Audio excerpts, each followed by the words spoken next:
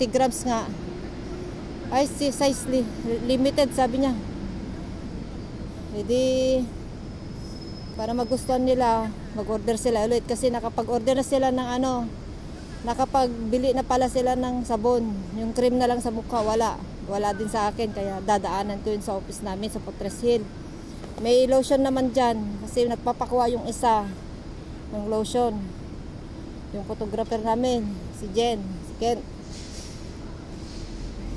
Ala, malis na yung ano, yung sa Mungkok, papunta sa Mungkok, malis na yun. Ayun na oh. Kahit wala pang masyadong karga, lumalayas na.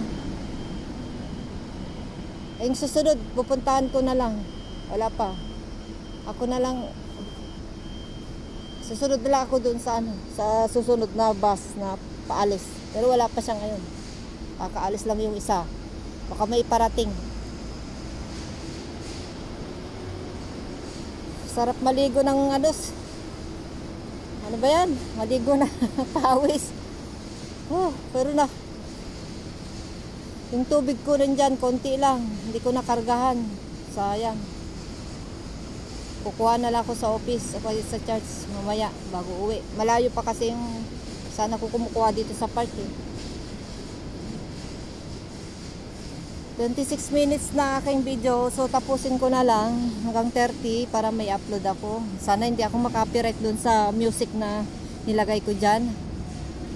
Hindi ko sigurado kasi yung mga dinownload ko dati, minsan kahit na alam mo na hindi copyright yung dinownload mo dati, tapos matagal-tagal may ano na siya pala, premium, makaka-copyright na.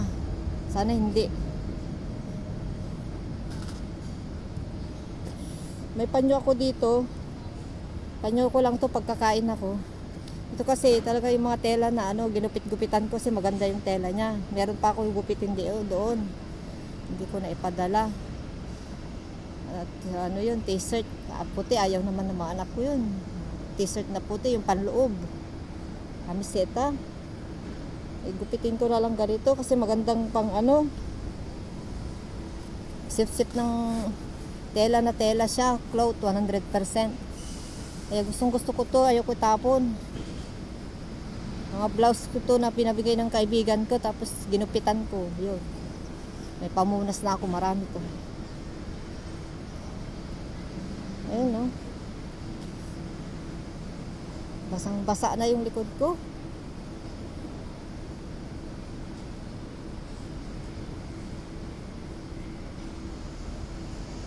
Kili-kili. Pawis-pawis. Trabaho naman, nag-roll on naman. Tatawa naman kayo dyan. Parang hindi lang kayo makinig manood. Tawa naman kayo. Pati kili-kili, singit. Sigurado yan. Papawis. Bye-bye. 28 minutes na. 2 minutes na lang. Tapusin ko na.